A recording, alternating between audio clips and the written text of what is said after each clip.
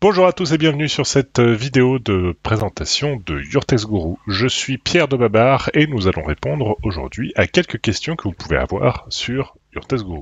Alors, comment créer un groupe de guides et un cocon sémantique sur Your Guru? Alors, sur Your Guru, il y a la possibilité de rassembler les guides selon un projet ou selon un groupe.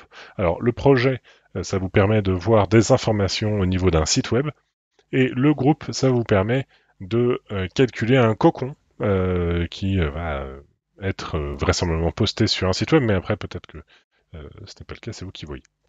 Alors, comment est-ce que on va créer un groupe? Eh bien, c'est bien simple. Il me faut déjà trois requêtes. Enfin, vous pouvez créer un groupe à partir d'une requête, mais pour créer un cocon, il vous faut au minimum trois requêtes.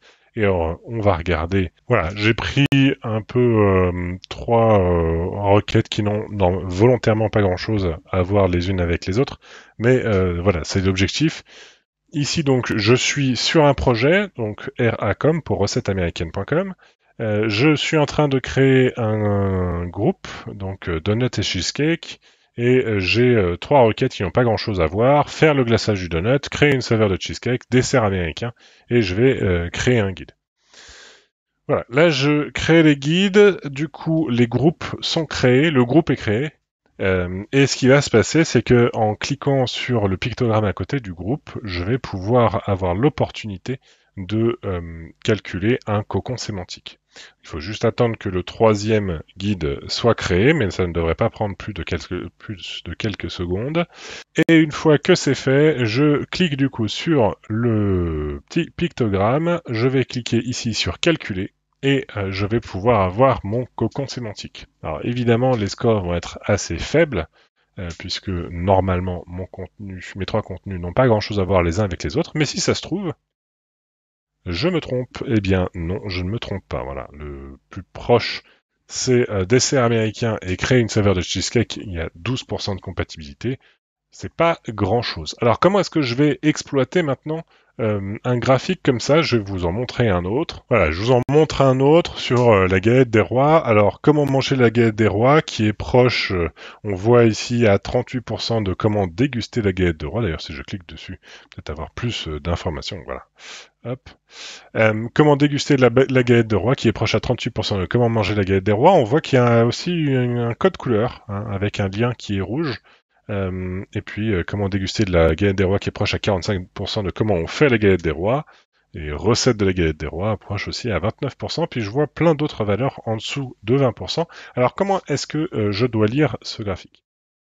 En dessous de 20%, il se pourrait qu'il faille refaire des guides pour les mettre entre les autres. Donc par exemple, entre comment déguster la galette des rois et quelle date galette des rois, il faudrait peut-être trouver un guide intermédiaire pour faire le maillage entre ces deux-là. Entre recette de la galette des rois et comment déguster la galette des rois, on est au-dessus de 20%, on est à 29%, donc c'est plutôt pas mal, normalement ça devrait être bon.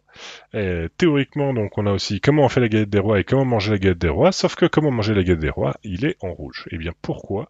C'est tout simplement parce que ce lien rouge signifie qu'il y a de la cannibalisation entre les deux requêtes en fait. Comment déguster la galette des rois et comment manger la galette des rois, évidemment, c'est la même intention. Donc vous avez le même résultat, en fait, sur la page de résultats de recherche de Google. Et puisque vous avez les mêmes résultats, eh bien, c'est bien simple. Il ne faut pas faire deux contenus séparés. Bah oui, parce que si vous adressez la même intention, Google n'en choisira soit aucune des deux, soit qu'une seule. Donc en fait, vous risquez de perdre du temps là-dessus. Donc voilà, ce qu'on vous recommande, c'est vraiment de regarder les scores qui sont un petit peu au-dessus de 20% pour vous trouver quelque chose d'intéressant. Donc là, 45%, c'est carrément oui. Mais le 38% là qui est en rouge, non, ne faites pas de contenu différent. Ça peut vous aider à trouver un petit peu de cannibalisation dans vos projets de contenu. Voilà, vous avez maintenant toutes les clés pour faire des groupes et pouvoir créer des cocons, pour voir un petit peu comment faire des cocons avec Your Guru. Je vous laisse donc vaquer à vos travaux sur Your Guru et je vous dis bon courage pour vos cocons sémantiques. À bientôt!